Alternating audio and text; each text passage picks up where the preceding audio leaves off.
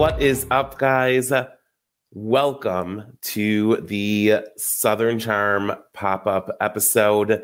I am going to try and do these for you guys every week, at least throughout the season. I missed last week, unfortunately, but there's some things we have to get into in regards to what's going on in Charleston because, guys, it's crazy.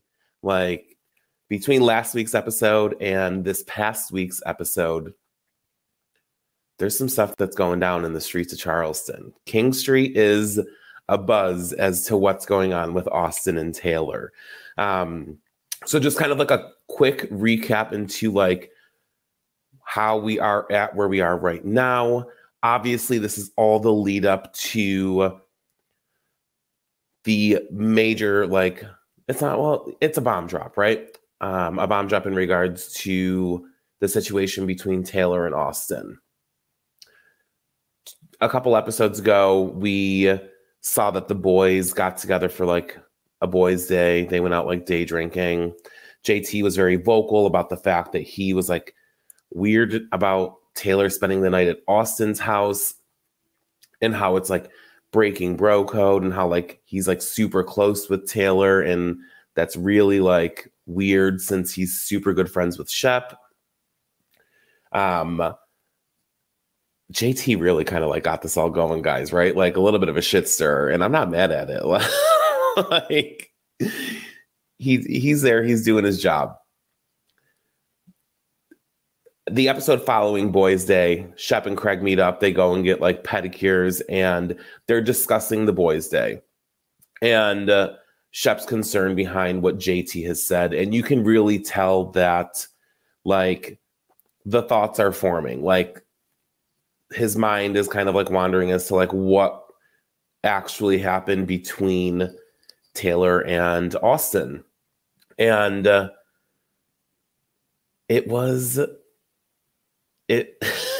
even like know, guys, that at this point in time, in real time, like at that moment, Taylor and Austen had already kissed, but they're both kind of playing it off like nothing happened.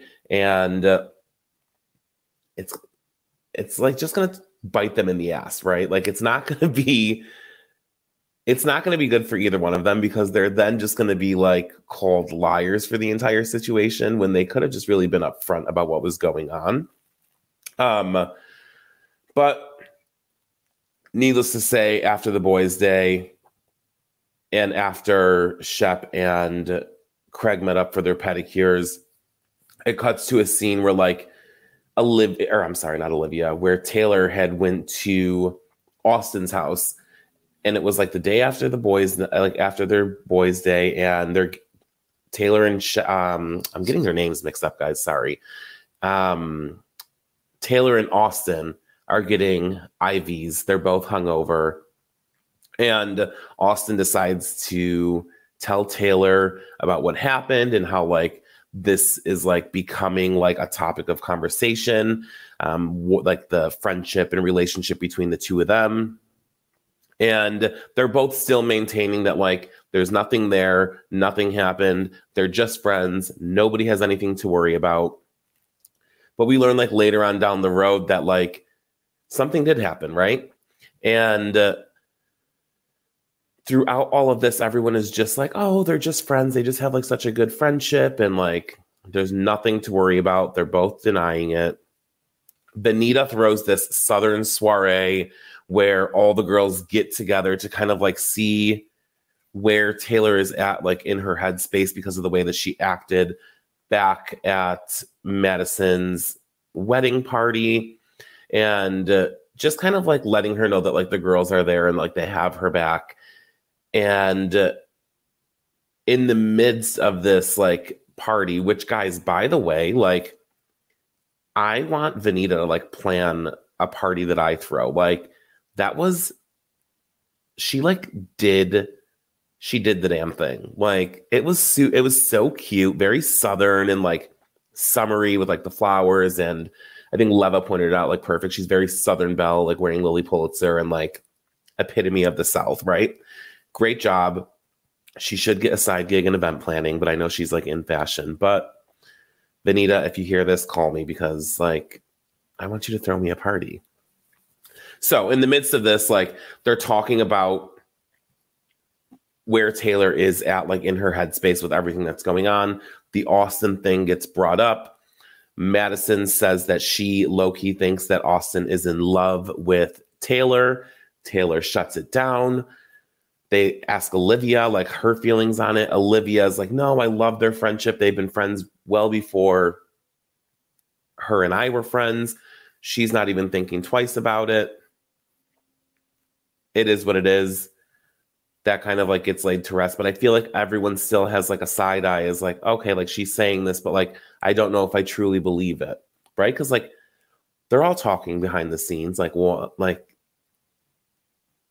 I'm sure at this point, obviously rumors are like flowing if everyone's talking about it. But I did love one thing that Madison said at that Southern soiree a couple episodes ago, where she said like, the boys are thick as thieves and like they always will have each other's backs. And I have to agree, right? Like, the boys of Southern Charm are like always very like close, and like, they're just like bros, you know what I mean? Like, they just like will do like whatever for each other. We've seen them go through situations in the past where you think that it would end a friendship, but like their bond like really just like keeps them connected, and like nothing really changes between them. Yeah, they may argue a little bit, but they always end up like being the best of friends. So we learn, and we'll get into this in a little bit, like really what Madison said is true in regards to them being thick as thieves. So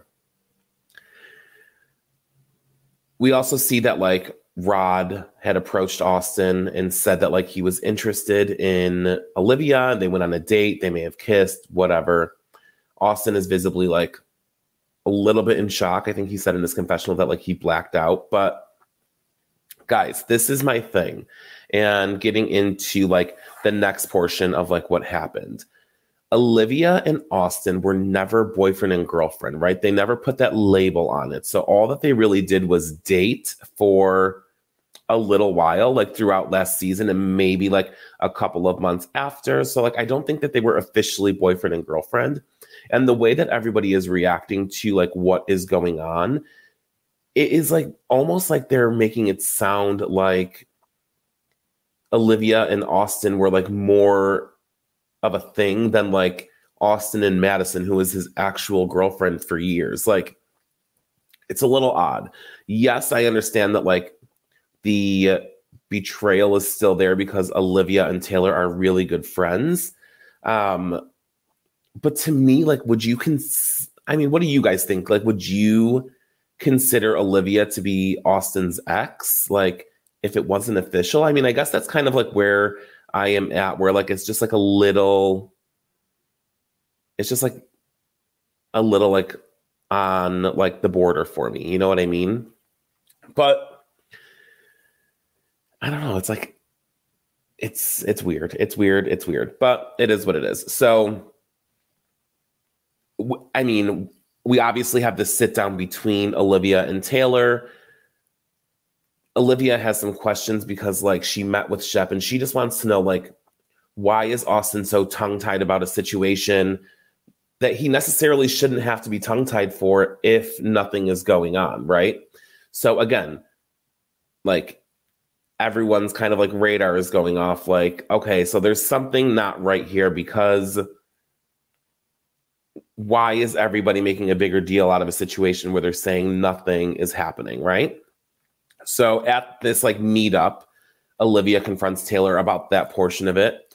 Taylor then says that during a deep, dark like time in both of their lives, that they were being pushed together. They were both like not talking to their kind of like significant other, which again, using that term loosely when it comes to Olivia and Austen, that Taylor had approached Austen and said like, should we like pursue this? Like, do you think that we were meant to like explore something between us and see where it goes? And Taylor said that she talked to her brother about it.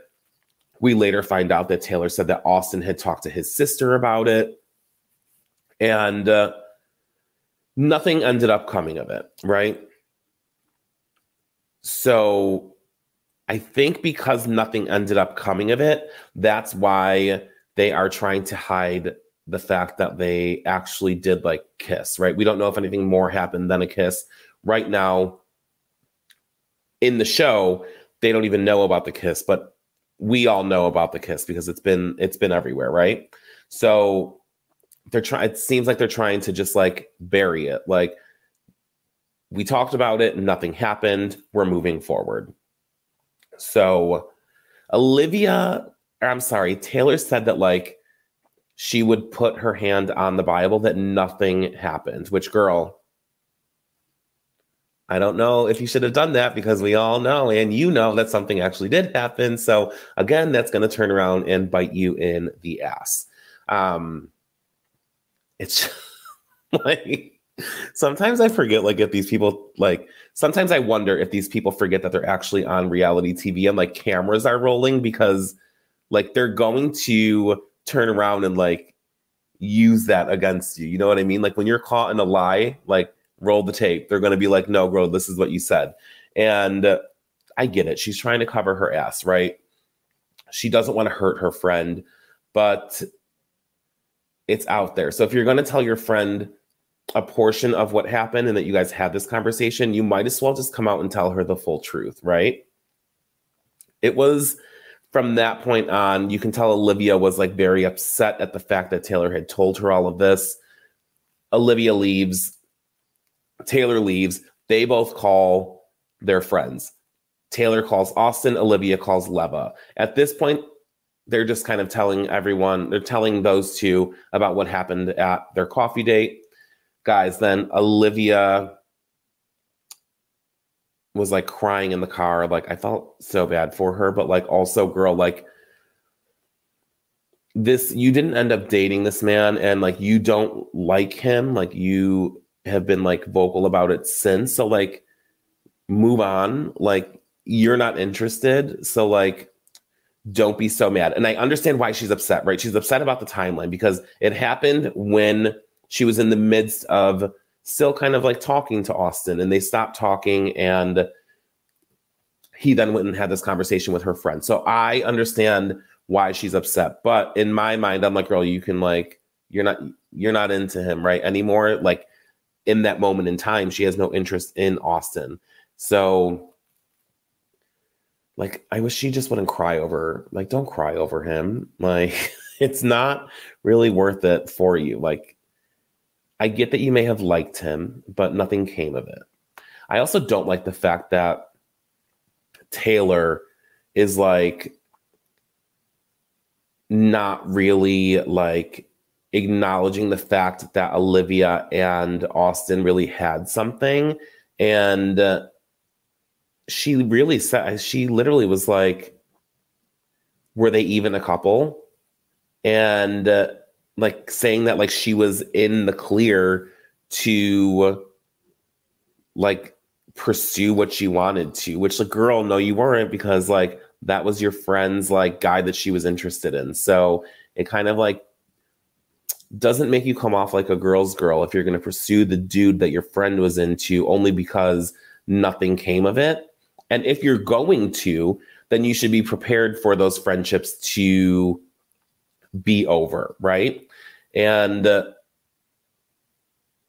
looking back, we obviously know that Taylor is like kind of like in a hard spot because she's just going through this big breakup with Shep. So like, maybe her decision-making skills really aren't like as fine-tuned as they should be.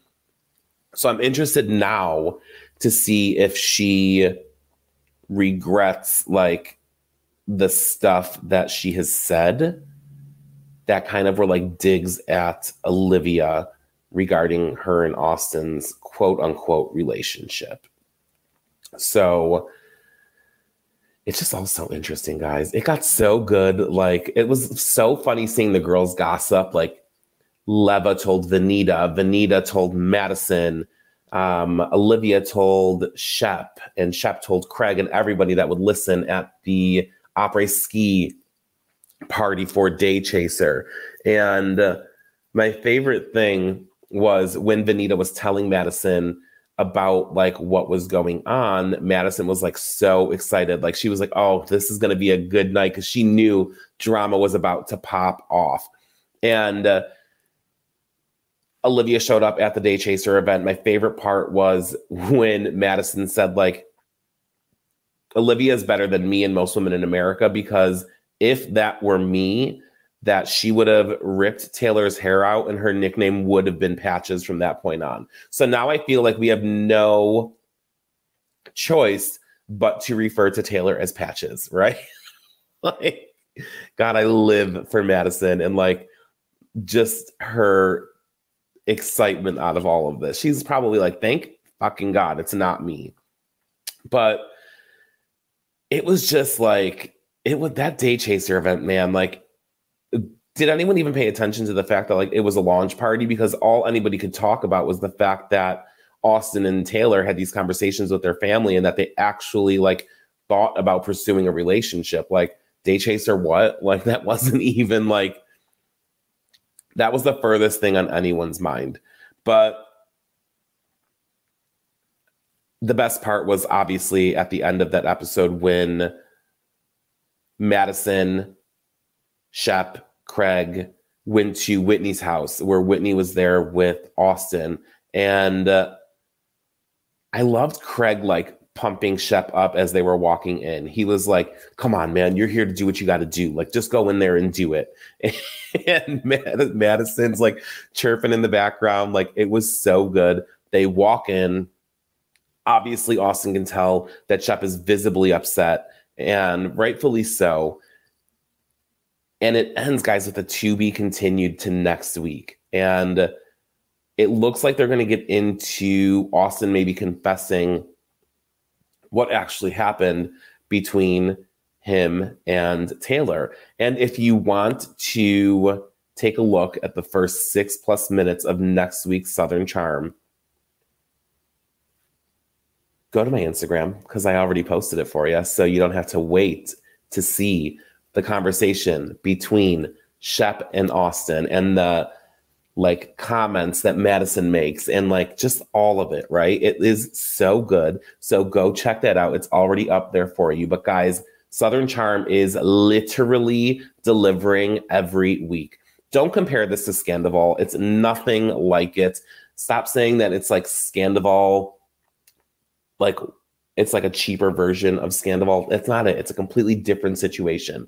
Stop thinking that every time something comes up as far as like a hookup with somebody in like a show with somebody else, like nobody's trying to recreate Scandival. Like, they're all just like doing their individual thing. And it just so happens to be that all of these guys are just fucking messy. It is what it is.